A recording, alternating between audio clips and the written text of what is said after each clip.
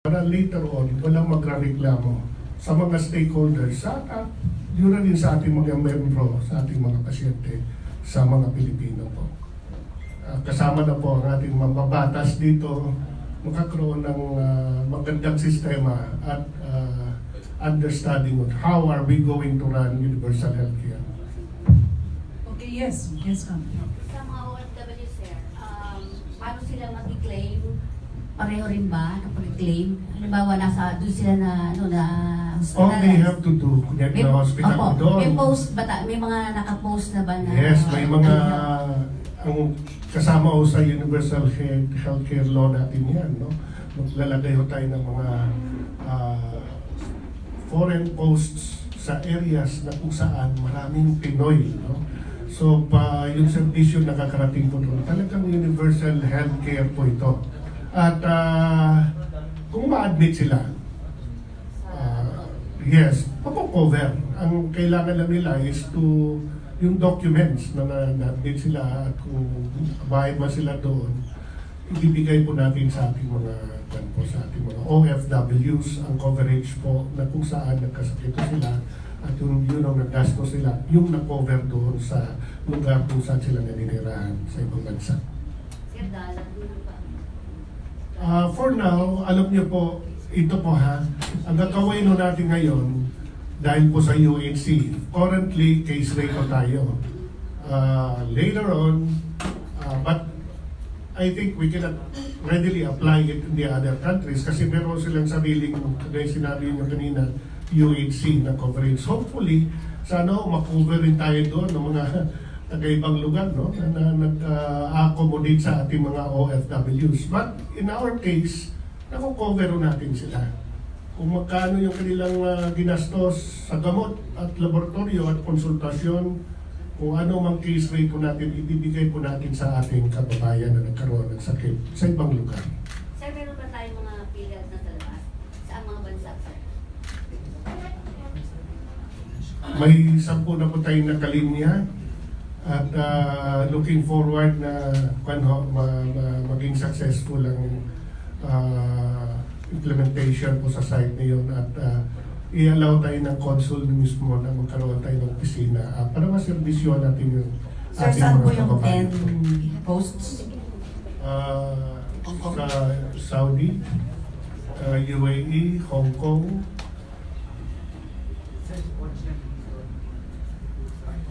VP Poch,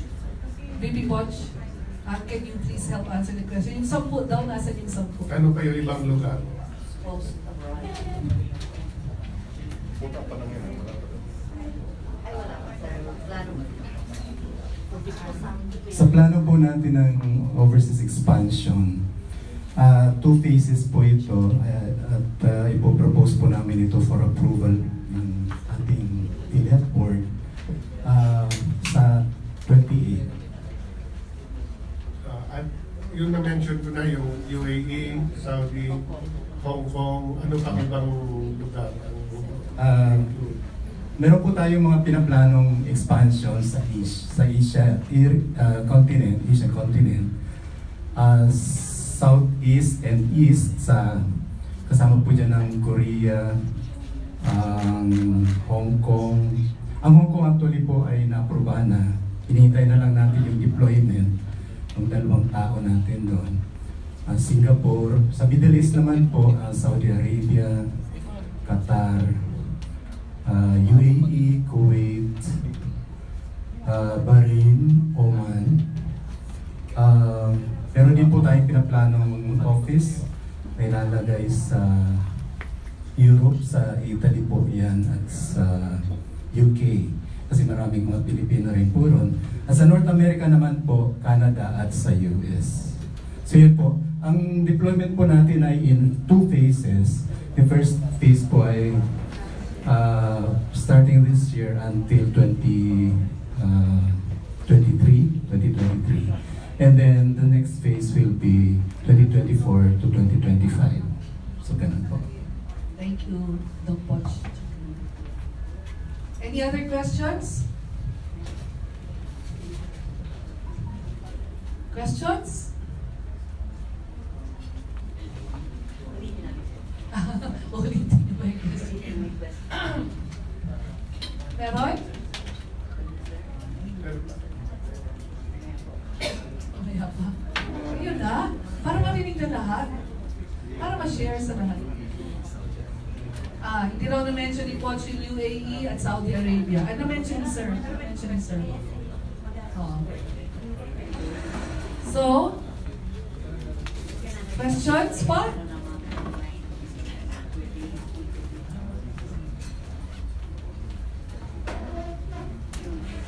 No more? Sigurado kayo? Wala. Alam mo, papasalamat tayo sa Pangulo, no? Kasi yung expanded primary care benefit, hindi ito nangyayari po sa biro nyo sa preventive side pa lang, sa umpisa pa lang magkaroon kayo ng karamdaman, i-address na po ito. Sa mga lugar na, pasensya na po, no? Kasi sa totoo lang, sa ibang mga malalayong lugar, talagang mahirap na magkaroon ng, for now, yung mga clinics, mga RHUs doon, barangay health station, nagkakaroon ng mga problema pa. So ang ginagagawin ho ng PhilHealth, yung hindi pa na-accredited ng mga outpatient clinics sa mga ambulatory, ma-map out po namin yun para magiging accredited po yun sa PhilHealth. At itong malalayong lugar na mayroong private clinics, pwede na po ma-accommodate yung ating mga kapatid na naninirahan sa malayong lugar at those na hindi pa nakita ng doktor, kung meron mang malapit na private clinics o doon, not necessarily they have to look for mga regional health units, pati mga barangay health station na hindi existent. Pag meron na pong private doon, i-accredit po yan ng PhilHealth para yung mga kapatid natin meron hong karamdaman, pwede na ho sila pumunta ho doon. So yan ang gagawin ho, yan ang unahin namin na i-map out para ho maramdaman ho natin mga kapatid na wala hong access doon sa malayong lugar, kundi kasi walang pampublikong clinics. So yung mga pribadong ambulatory, pati outpatient clinics, even lying-ins, i-accredit po ng PhilHealth ito para ho ma-accommodate natin yung mga kapatid natin na ninirahan sa mga malalayong lugar at hindi po accessible yung mga RHUs or barangay health stations po. But then we are still looking into creating stations, no, for those who are non-existing, pati mga RHUs po doon, ina-identify po ito ng Department of Health. But for now, ang unahin po natin yung accreditation po ng mga private clinics, yung mga outpatient, para ho, masilbihan yung mga kapatid natin sa malalayong lugar. So mapping out po yun.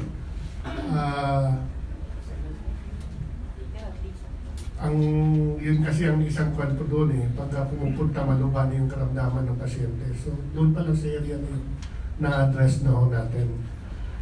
And hindi lang po doon na outpatient, pati kasama na rin kung sakali mang may emergency, ma-accommodate sila at i-refer sila sa district hospital, provincial hospital, or even tertiary hospital. Kung ano yung assessment ng nurse, midwife, o doctor sa primary care setting po. Okay. May questions pa? Sir. Sige.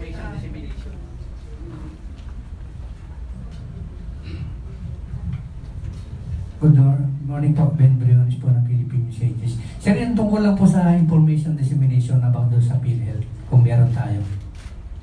Ano po ginagawa natin doon? Yes, we have already our communication plan actually, no? Na-realize namin na kailangan talaga malaman ng mga internal and external clients namin tungkol dyan sa ano. So, even before na-signan ang UHC Act, ay naglabas na po kami ng mga media statements coming out with general information about the then ratified bill, no? Kung napansin nyo na lumalabas kami all weekly ng media statements.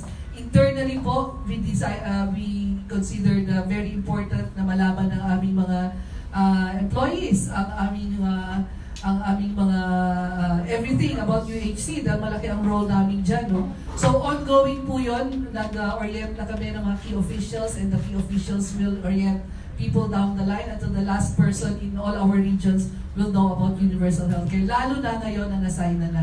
Yung process na ito na-start ito even before it was signed. So we will be coming out with updates always. Abangan nyo po, our corporate communication will be coming out with media statements on this. Lalo na pag malapit na ma-sign or kung mas clearer na kung anong magiging laman ng IRR and even after the IRR, definitely there will be information dissemination pa rin, lalo na after the IRR. So yun po. Thank you. Meron pa tayo? Iba? Ibang questions po? Na-discuss na? Kapag po Last, sige ma'am. kapag nanalo si Sir Willie Ong, Doc Willie Ong, sabi niya gusto niyang malibre ang maintenance and pag nanalo siya, so maapektuhan po ba kayo? Kasi parang yun ang kanyang yung senator. Pag naging senator siya, pero malakas po siya eh. Sabi niya libre daw po ang maintenance and dami po nagme-maintenance ngayon. Alam niyo po, hindi naman po problema yun kung may sapat tayo na pondo. No?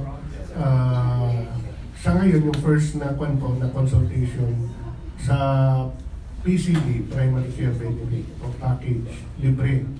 And then sa susunod po, may fixed copay. And then we will inform you the detail of this after the IRR po. No? Pero yung mga gamot po doon, napakamura po. Hindi ba ito yung parehas na gamot na nakikita natin sa mga butika, na ilang butika po doon. It will be affordable for our patients to maintain. Makikita natin yun na nakalagay po doon. But for the first po, sa mga ilang sakit to, makukuha natin yun, succeeding, affordable na po yung mga gamot na iti-take po. Ngayon, naglabas po tayo na may VAT, no? Free sa ibang gamot, lalo na yung sa diabetes. VAT, pinababaan o VAT free na, yung VAT free, no? Sa diabetes at hypertension, para makamura. Pero mas mura pa rin ho ito pag nakita natin yung mga gamot na sa listahan ho ng primary care benefit accredited by PhilHealth sa mga lugar-lugar po. So, why not? In time. Pag medyo may pondo na po tayo, baka pwede nga po makuha natin na libre. But for now, we really have to look into yung natin, yung fund life, so that it will not be yung PhilHealth na pwede lang po sa ating henerasyon, pati na rin po sa future generation, sa mga kapuhano natin at po, para ho sila mag-enjoy nitong PhilHealth. Okay? So, do we have any other questions? Wala? At importante yung sinabi ni Ma'am, actually maintenance. I agree with that. So with Dr. Hong, alam mo yung nagkakaroon ng komplikasyon dahil hindi ho na-maintain yung gamot. So sa mga may kapansanan, lalo na po kung may diabetes kahit high blood, talagang i-maintain nyo ang gamot nyo. First priority po yun. Nagawa kayo ng paraan na ma-maintain nyo at mapaganda yung blood sugar. Sa may high blood, ma-maintain nyo yung blood pressure nyo para hindi kayo makakaroon ng acute pati chronic complications ng mga sakit na ito. At talagang devastating pag nagkaroon kayo ng ganitong komplikasyon sa diabetes at pati high blood po. Nakikita namin yung importansya niyan. Pero dapat to, on our side, pati sa side ng mga miyembro, dapat to magtulungan tayo para ma-maintain natin yung mga gamot po at makita nyo ang importansya kung paano natin i-approach yung mga iba't ibang sakit.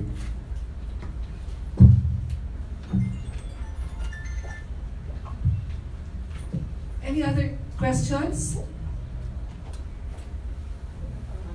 Okay, as mentioned earlier, nag-sign ng February 20 yung law. February 21, it was posted in the official gazette. Therefore, 15 days after, it will be effective. No? However, kailangan po natin ng implementing rules and guidelines, which is true in regulations. In all laws naman talaga may IRR yan. Ang masasabi ko lang sa inyo is even before na-sign yung law, DOH and PhilHealth has organized itself for technical working groups para maaral na namin yung key provisions of that magiging law, which is a law already now, no? Para mabilis natin magawa ang IRR. Pero as our President say, hindi dapat tayo nagmamadali because these are very important guidelines po, no? So, we're hoping to come out. After this, may consultations po yun. No? So, kaya ganun kahaba yun because of consultations. At hindi lang kami ang gagawa niyan, may consultations pa po yun. Yes po, all over. So, any other questions po? No more? Sir? Yeah, allow me to thank you for gracing our kapihan. It is indeed an honor to be joined by you as we continue celebrating our 24th anniversary observing the National Health Insurance Month and in celebrating the recent enactment of UHC Act. Before we end this meeting, may I continue to implore your help in realizing the vision and wonderful intentions of the UHC law for the Filipinos.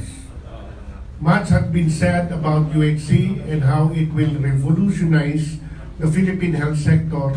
It promises a kind of reform that will truly be felt by the Filipinos, especially those that have always been in the margins and the vulnerable sector of the society.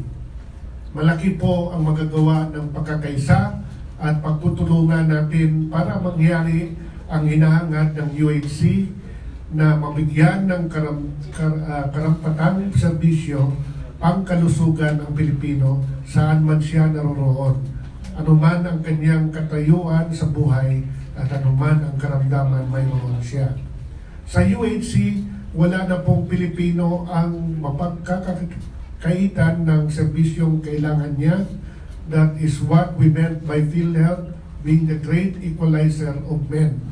Lahat ay pantay-pantay dahil karapatan ng bawat isang maging malusog at gumaling sa kanyang karamdaman. Maraming salamat po. Mabuhay po tayong lahat.